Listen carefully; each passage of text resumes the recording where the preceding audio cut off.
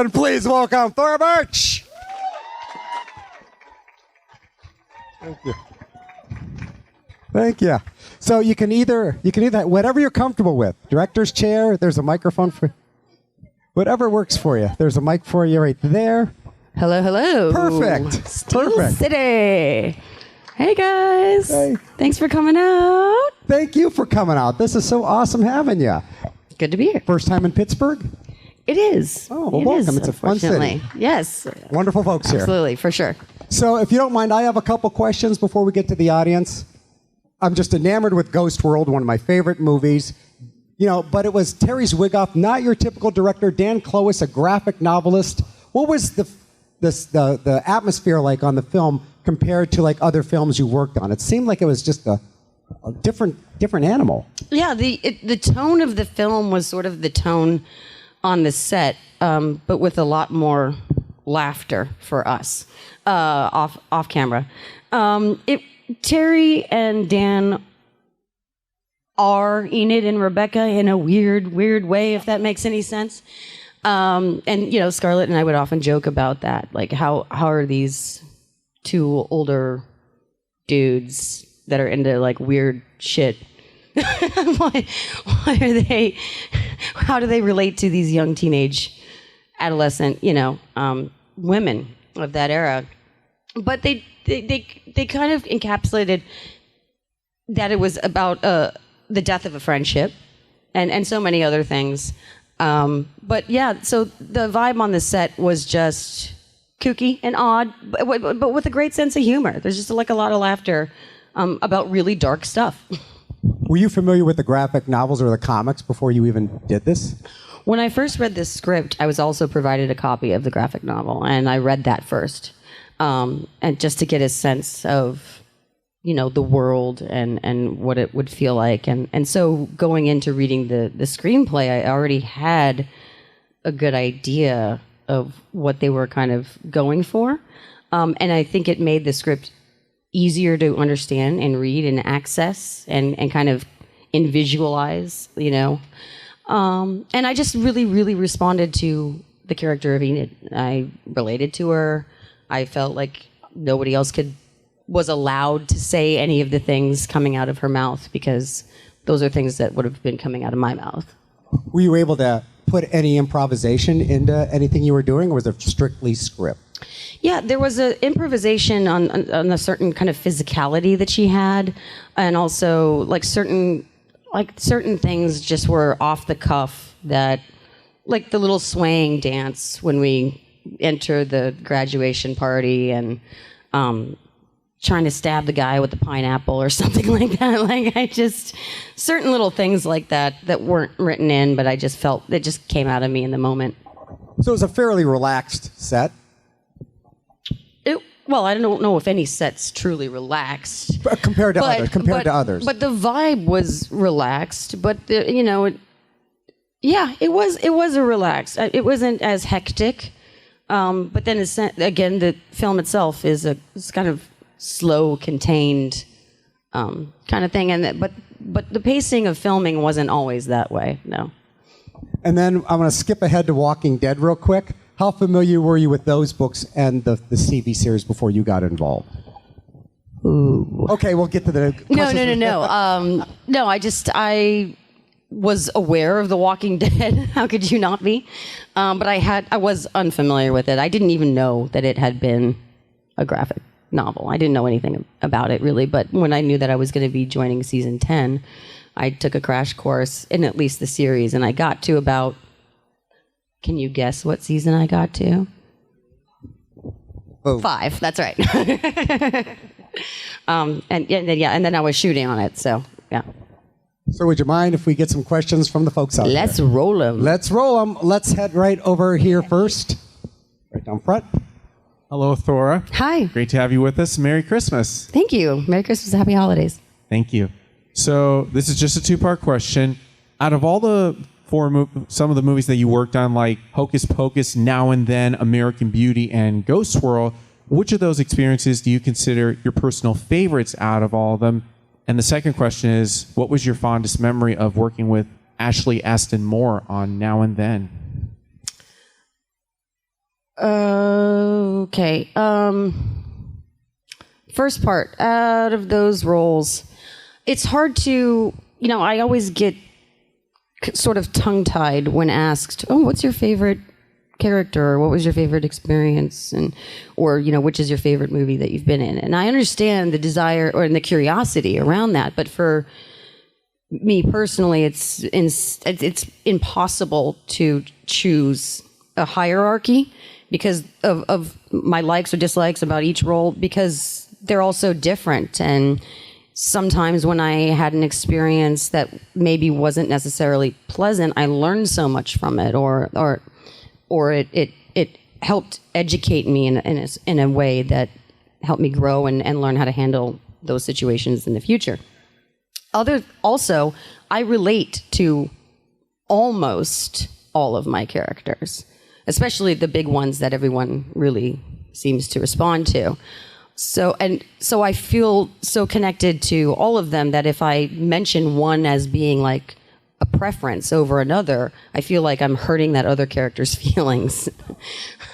So it's hard to choose. But I would have to say that I was happy that they played some scenes from Ghost World to introduce me, because I do feel that Enid was the closest to me in every way at that time. So yeah, she's got a special little place in my heart. And before we get to the next question, do you like Bollywood films? That's how do. I have not seen as many as Enid has, but yeah, I like them. Yeah. Just curious. And then what was the? I'm sorry. The other one was. I'm sorry, I interrupted that. Well, the second question was, what was your fondest memory of working with Ashley Ashley, Moore? yes, Ashley. That's right. There you go. I think when I first met her, because I landed in Savannah, Georgia, where we were going to be shooting that summer, and all the other girls had already kind of arrived at this hotel called the Homewood Suites, and two of them were already swimming in the pool, and like I was the last to arrive, and I just kind of felt like, oh God, I'm late to the party. And then I met Ashley, and she was kind of sitting off to the side and kind of like looking at the girls in the pool, and she was like, oh, okay, they didn't invite me in, that's cool, and so I went over and talked to her, and we just like struck up a conversation. She was a very soulful young woman, and I she was lovely. Let's head to the far side of the room over there for a few questions. Hi. First of all, thank you so much for taking the time to come here. Really appreciated you coming here. So, from Hocus Pocus, because you were a very young child actor, did you know at the time, working with so many, very fond, celebrities, did you think that it was going to be a cult classic right when you were shooting at the time? And what were your favorite, fondest memories you had for all of the cast members? So when we were shooting Hocus Pocus, first of all, I was insanely excited to be a part of it right off the bat, because Halloween was my favorite and is my favorite holiday. So that was just like a huge win to be 10 years old and running on such a huge set. I think what the expectation was that it was going to be a hit. That it was, nobody, I think, thought, 25, 30 years from now, they're still going to be talking about the movie. We just thought we might have a little, hit on our hands. And then it came out, it was poorly reviewed. It wasn't, well received. The audiences didn't turn up in droves. And so that was kind of disappointing. It was actually quite heartbreaking for a little while for me. But then about 6, 7, 10 years later, all of a sudden just people won't stop talking about it. Every July, people just start talking about Hocus Pocus. And I'm like, listen, I get it. You want somewhere to end, but can we wait a little? But no, it's being a part of that film is a real treasure. And let's flip to this side of the room real quick. Well, I'm going to take you back even farther than that to, I believe, the first thing you ever did, a movie that got me into oldies rock and roll. Do you have any memories of doing Purple People Eater, and you were 4 or whatever, And do you listen to any oldies? Because that was what got me into oldies music. Yeah, I love classic rock. Now, it depends on how old you are, what you consider classic rock to be. So I try not to label it that way. I like all kinds of music. So yeah, I'm right with you on there. Was there another part of the question? What were your memories? Do you have any memories of Purple People Eater? Purple People Eater. Yeah, I remember falling into the pool. I remember talking about the dog, Longfellow, and I remember dancing on stage with Chubby Checker. Yeah. That's about it. It's pretty good. And Shelley Winters. And yeah. Question right down here. Oh, NPH. Right. Hello, Thora. Nice to meet you. So I did read that you were cast in the new series Wednesday, and that you left that set. Whether you can talk about it or not, I don't know. I've read a lot of stuff, so rather than hearing other things, I'd like to hear it from you, though. So what was your differences in the set then? Oh, yeah. Well, so basically what happened was like I was cast, I was there, we were shooting, everything was going really well, and then there was a holiday break, and I left for the holiday break, they had been maneuvering some things creatively around on the show, and things had been changing quite rapidly. And after the holiday break, I was presented with other opportunities, and they were going in different ways creatively. And so I just didn't come back, but it was my time there was wonderful. Okay, let's grab a few more questions. Right here, right there. You're up. Hi, Thora. Hi. So how was it like working with the Sanderson sisters in Hocus Pocus?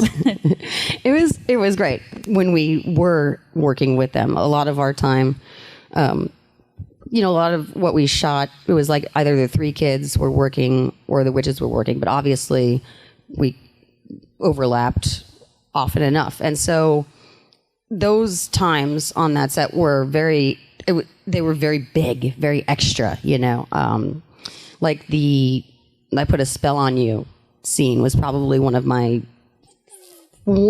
the most exciting sequences that we shot, because you had Bette on stage singing and dancing, a musical all of a sudden, and and it was a Halloween costume party, and so I loved every second of that. But you could not stop watching them when they were working together, and sometimes they would improv a little bit more, and Kenny Ortega, our director, would let them riff. And it was just great to see everybody in action, and to see how dedicated Bette was to every little detail of her performance. And I was struck by that. Okay. Before we get to the next question, I have to ask, how do you manage not to get typecast? Such a wide variety of characters and things you seem to do. Thank you. Yeah, that's actually hard to accomplish, because sometimes I thought that I was getting typecast, because the scripts that would be sent to me, or people who would want to work with me, they would just want me to do, oh, she's Jane. Okay, she's got to play Jane. Or like, oh, she's an Enid. All right, she's going to play more of that. So, and it's just the nature of the beast, But I think always I tried to make an effort to explore as many genres as I possibly could, because as an artist, as an actor, you want to go in 1,000 different directions. That's sort of the whole point. So yeah, it was an effort. Yeah. So do you prefer the darker comedy or the more serious things, or just how the script is? It's the story.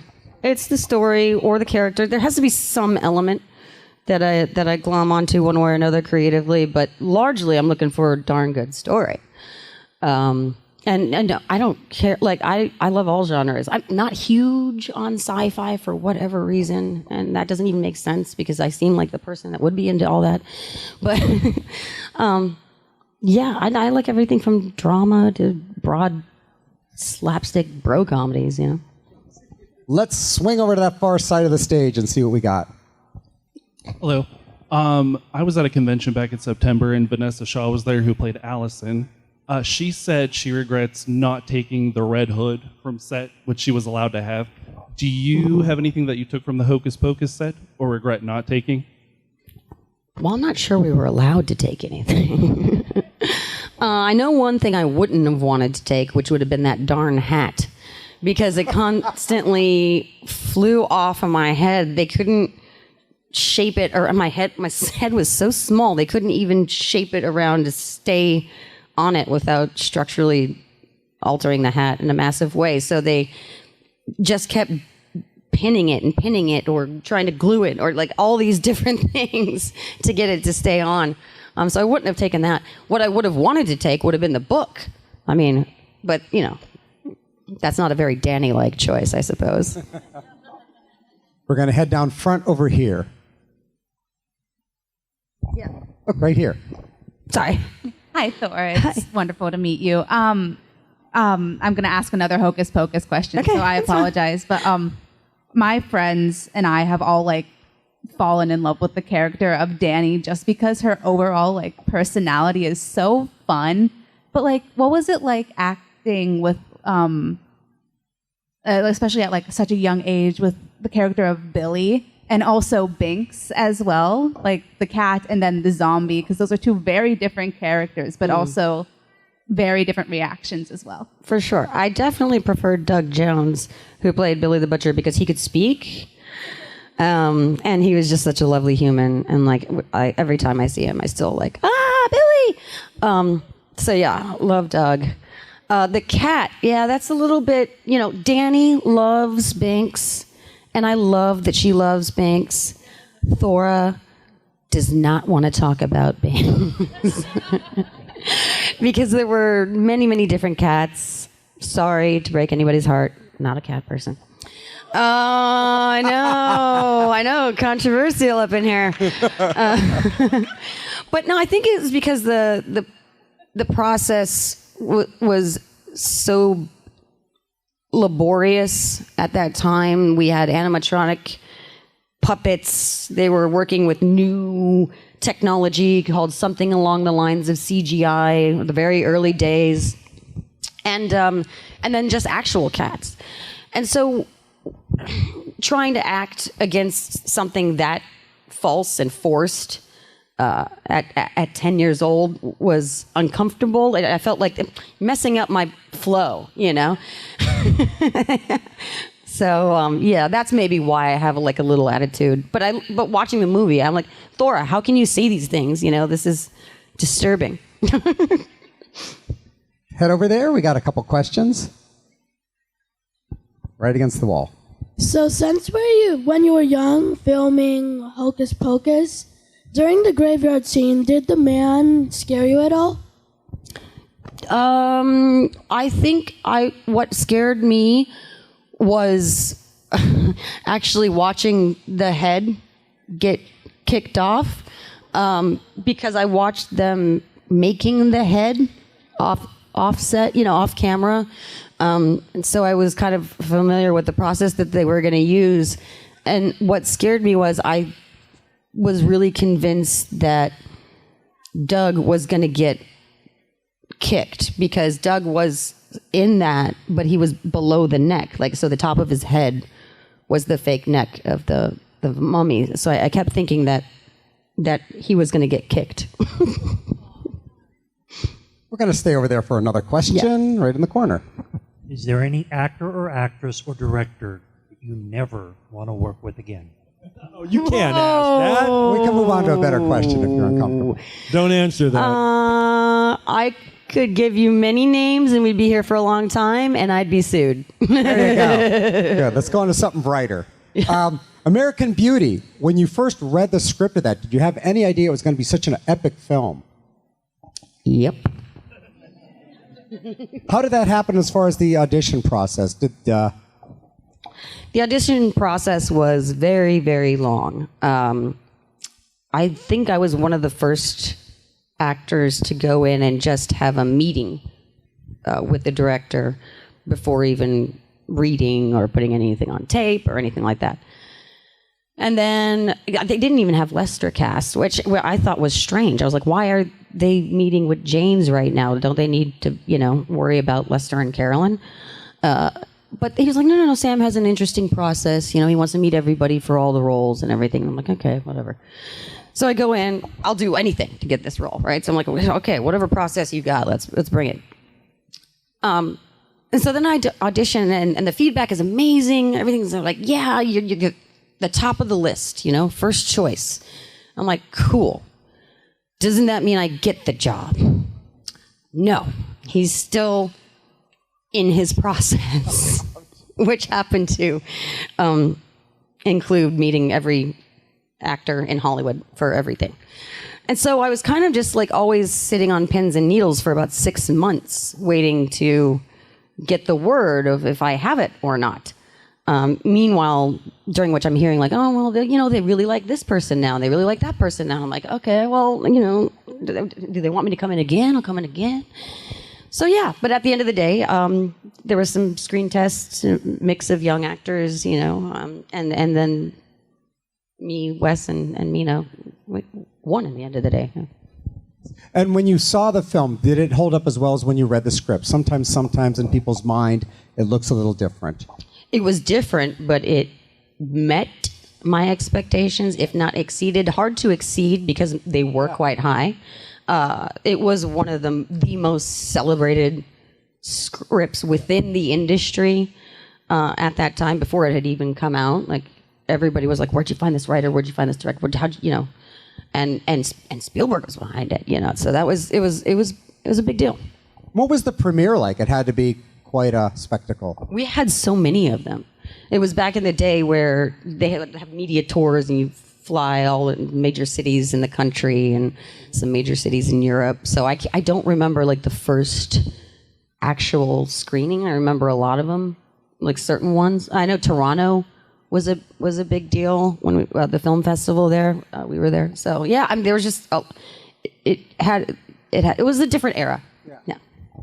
All right, let's get a few more questions right down front here. Just based on your statement about wanting to be in a bunch of different genres, is there like a dream role you wish at some point in your career, you like even before your time as an actress, that you would have wanted to have? Well, I still think it could happen, but I always wanted to play Eleanor of Aquitaine. From I don't know if anyone knows this old film called The Lion and Winter, but it's a royal family drama. Anyway, it's a great role. I want to play it. All right, let's grab a few more questions, or not. Anyone have a question? Right back here and right over there. Hi. Hello. Okay. First of all, Dark Corners is one of my favorites, and I don't really have a question or anything to go with it. No, thank you for bringing that up. Thank you. am obsessed with it. I love it Thank so you. much, that ending and the twists and everything with it. So, is there a chance if they came to you and said, we're going to do one more Hocus Pocus, we're going to work with your schedule, we're going to work it out, is Danny Dennison coming, or is it just like a wrap? All I can say is they hired a writer. Yeah. And right over here, we have a question. Fire away. At the end of the first Hocus Pocus, did director Kenny Ortega ever tell you what happened to Ace and Ernie? Or do you have a speculation about it? God, oh my God. I kind of remember us joking around about that, and I know Larry Bagby, who played Ice, I run into him more than infrequently. And he always is like, yeah, I think Jay and I are still in the cage. Like, they're just like, that's the kind of like, they just left it. That if nobody remembered them, nobody forgot about that, their parents didn't look for them, nothing, Let's get a couple more questions. You're headed back to your table, or you're doing a photo shoot? I have photo ops at 2, and then I'll be back at the table around 2:45. Okay, awesome. Let's get a few more For questions. sure, yeah. Hi. I was just wondering, is there any roles you regret not taking? There were some roles that I didn't take that I can't say I regret, but watching the results made me rethink that entire role or my interpretation of the script at that time. I think also the one that I don't have a regret, but I just wish I had been a little bit more emotionally mature for was Interview with the Vampire. I turned that down because I was kind of creeped out by the idea of like kissing or lusting after an older guy. I was just like, I mean, I got it and everything, and I liked vampires and all that, but that just for me at that time, I just think I was a little too young. But they really, really wanted me, and looking back, I was just like, now if I had been a little bit more, mentally mature, I would have jumped at it, and I think I could have done something interesting with it too. But Kirsten knocked it out of the park, so We got 2 more questions, one here, one there. We'll go here first. Do you have any advice for younger actors who are wanting to start in the business? Yeah, I think my advice would be to, number one, first of all, decide on a scale of 1 to 100 how badly you really want to do that.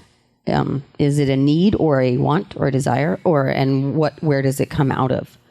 Does it come out of thinking it's cool or liking the lifestyle, or does it come out of some sort of need to use that as your creative outlet, form of an expression? If you think that performing in any capacity is somehow part of your inherent identity, then you're at 100%. But anything less than that, I think rapidly takes you down to below 50. One more question down front, please. So you've been involved with films for so long and got to see so many different team members on the films and their jobs. My question is, in an alternate reality, was there another job part of the set that you thought that would be really cool to do that? That's a great question. I love the idea of production design. So that, production design, I also like props. Props are fun, but production design is something that is I think, yeah. Well, thank you for coming out and having guys. Give it up so much. Thora Birch.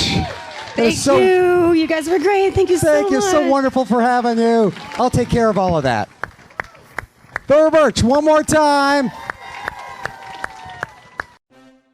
Hi, this is Aaron Ashmore, and you are watching Phantom Spotlight. Be sure to like, share, and subscribe like now. Oh, and have fun and follow your fandom.